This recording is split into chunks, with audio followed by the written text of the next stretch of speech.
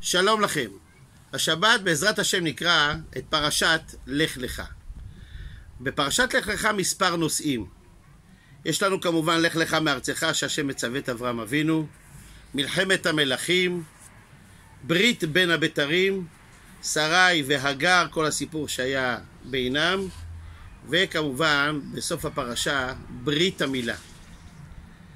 הקדוש ברוך הוא מצווה את אברהם אבינו ציווי אולי אחד הקשים, לעזוב את הבית. לך לך מארצך וממולדתך ומבית אביך אל הארץ אשר אראך. יש פה מספר במעגלים אם נשים לב. קודם כל מהארץ, אחרי כן מהמולדת, אולי זה המקום שנולדת, העיר, ואחרי כן מהבית. לאיפה? אל הבלתי נודע. תלך אל הבלתי נודע. לא יאומן. אדם צריך לעשות דבר שבאמת ובתמים הוא נגד ההיגיון.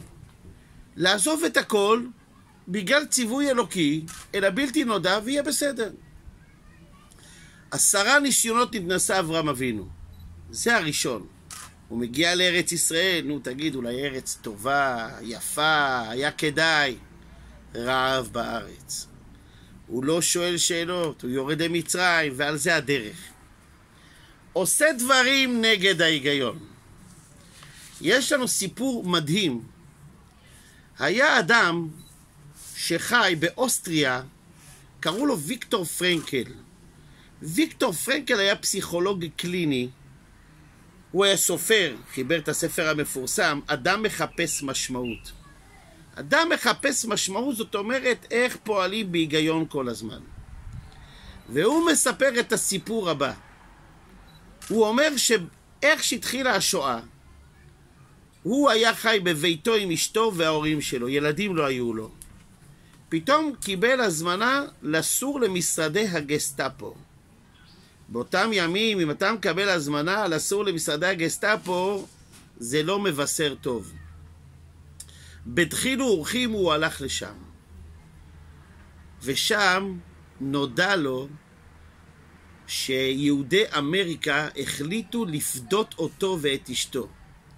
הם יכולים לסדר לו עכשיו ויזות ולעזוב את אירופה ולהציל את עצמם מהשואה.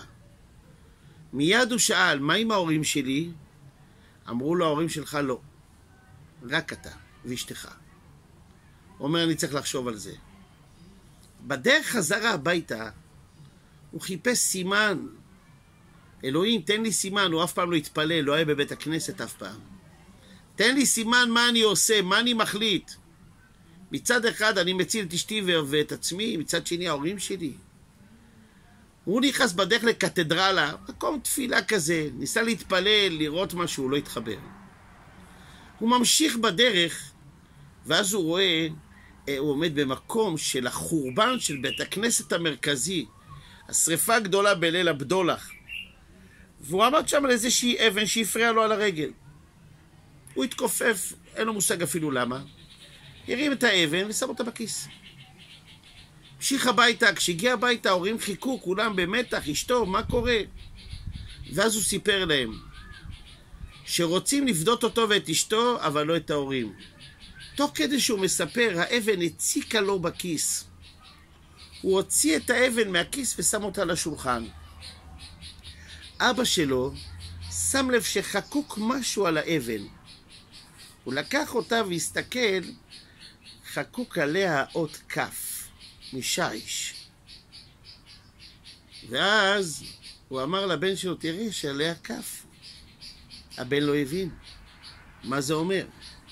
אבל לו, בני, בבית הכנסת של יהודים, מעל ארון הקודש, נוהגים לשים את 10 הדיברות, כשחקוק עליהם 10 הדיברות בשיש. זאת האות כף של כבד אביך ואת אמך. אומר ויקטור פרנקל, באותו רגע הבנתי שזה סימן משמיים. אני לא מקבל את מה שהציעו לי. אני לא מפקיר את ההורים שלי. וכך עשה. הם נשלחו למחנות. היחידי ששרד את השואה מתוך 4 ההורים ואשתו זה הוא. היחידי. הוא היגר לאמריקה. בשנות ה-80 הוא בא בפעם הראשונה לבקר בארץ. כשזה נודע שוויקטור פרנקל בא לארץ ישראל והוא רוצה לתת הרצאה, חיפשו מקום. איפה הוא יכול לתת הרצאה? כל כך הרבה רצו לשמוע אותו.